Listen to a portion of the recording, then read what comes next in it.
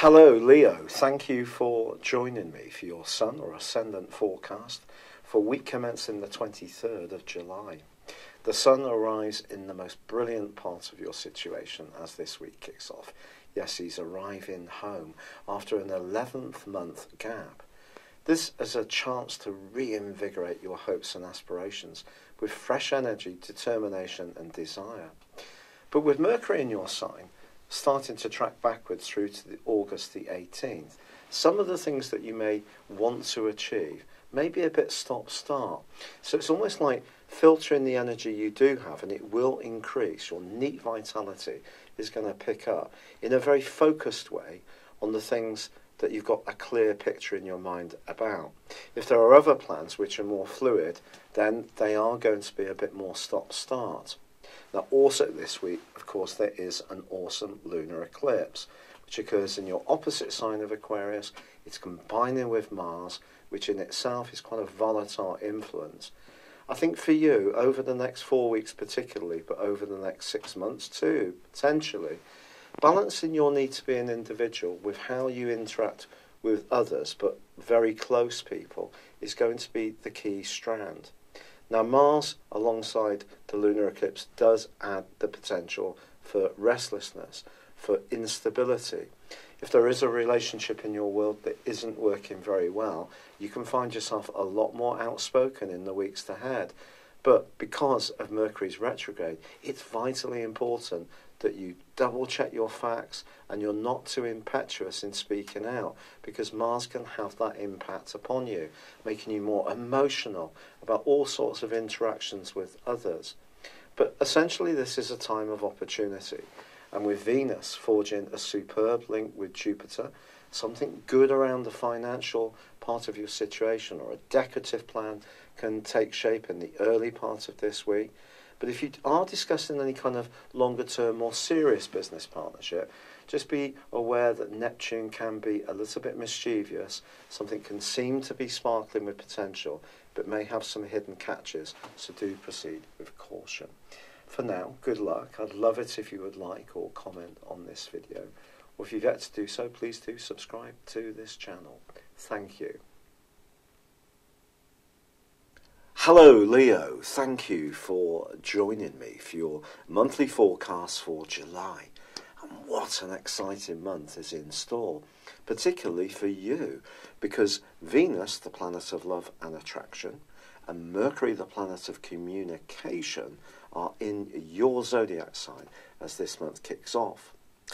And in the case of Venus, she's going to be with you through to the 9th, before then moving into your sector of everyday finance. Although Jupiter is seen as being the planet of fortune, Jupiter can definitely be aided by the energies of Venus. And Venus's transit through the second solar house suggests the last 2/3 of this month could see some good news for you from a financial viewpoint. But the Sun, it's true, does begin this month in a sleepier part of your horoscope. But from the 3rd through to the 7th, Mercury goes into outright opposition with Mars. Now Mars, the planet of drive, the planet of passion, the planet of instant gratification, does continue in your opposite sign of relationships. So Mercury being opposite Mars suggests you could find yourself a bit more outspoken across those group of days, particularly if you're feeling more sensitive about an issue, which is possible with the Sun working its way through the part of your situation that's to do with the more psychological side of your nature. But the 10th is a big day.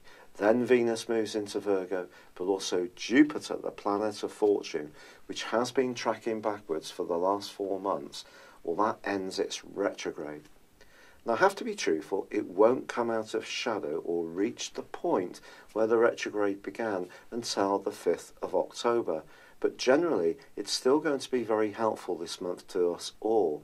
It's forging a wonderful alliance with Neptune. Both these planets are the co-regents of Pisces. So they're very much to do with inspiration. And for you, I think it can be around where you live or your very closest relationships that can be uplifting to you at times this month. But of course, Uranus, the planet of surprises and rebellion, moved mid-May into Taurus, the part of your situation which is to do with the way you interact with the world at large.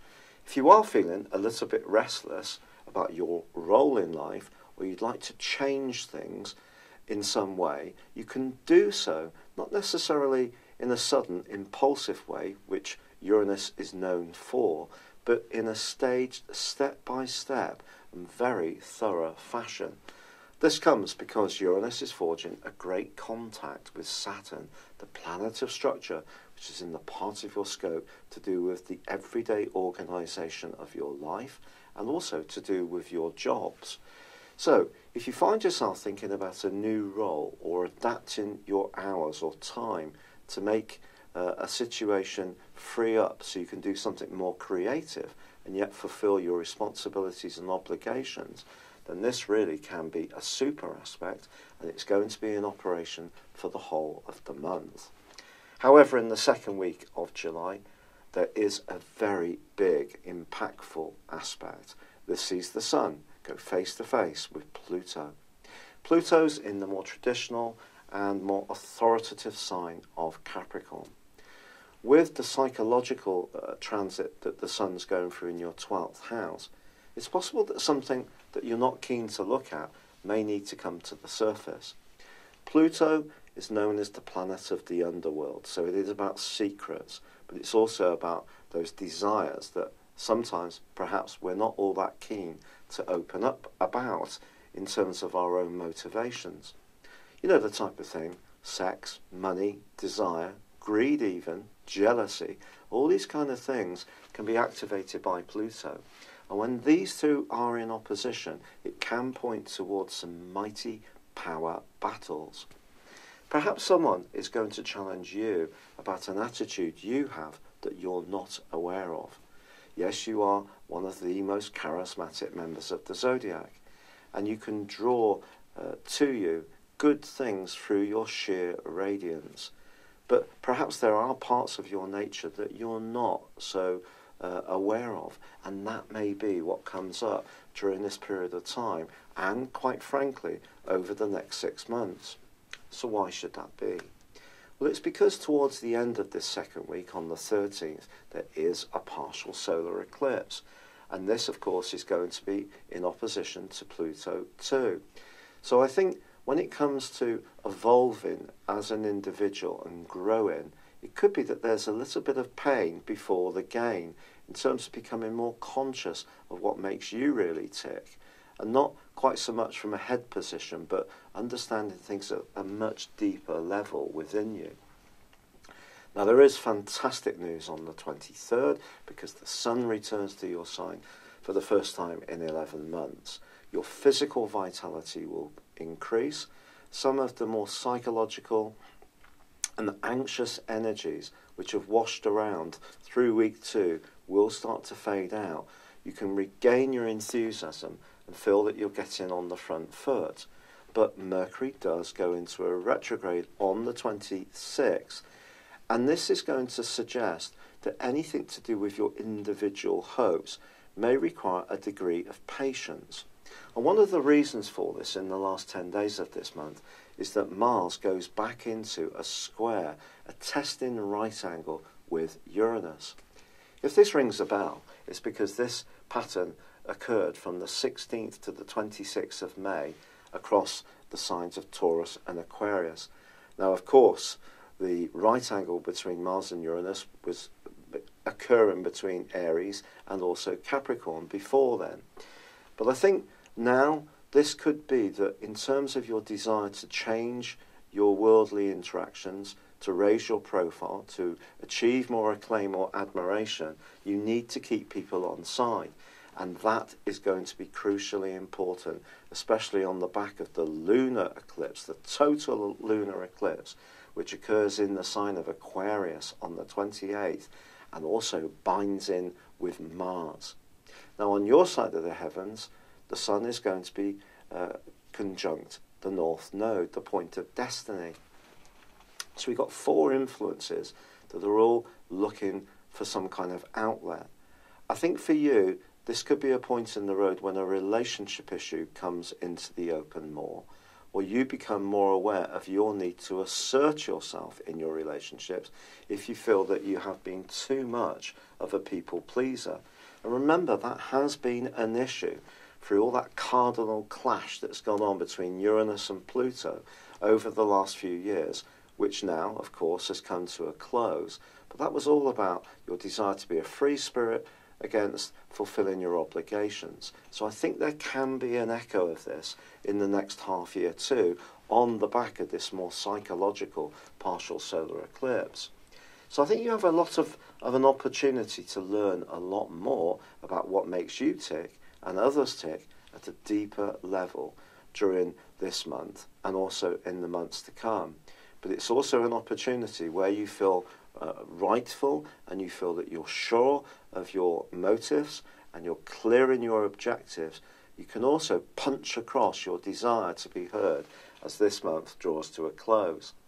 Pleasingly too, Venus, now making its way through Virgo and helping you with your finances and also giving you a more sultry vibe, forges a lovely angle with Pluto, ironically, in the last week of this month. And that too can see something transforming around loot or your basic resources, which pleases you. It's been a real pleasure being with you. Thank you for joining me. Good luck. I'd love it if you would like or comment on this video, or if you've yet to do so, subscribe to my channel. But for now, good luck and goodbye. Hello, thank you so much for watching my video. I'd love you to join me at my Horoscope Ace app. You can find this at www.horoscope-ace.com. You can use it through Android, iOS, Apple or Facebook. Check out your ascendant or your moon sign or download your free birth chart. There's all your favourite videos, plus there are daily, weekly, monthly and yearly horoscopes for general, love, Chinese and Indian astrology. If your passion is tarot, there's my brilliant 3-card money or love tarot readings too. And it's all there at www.horoscope-ace.com. Thank you.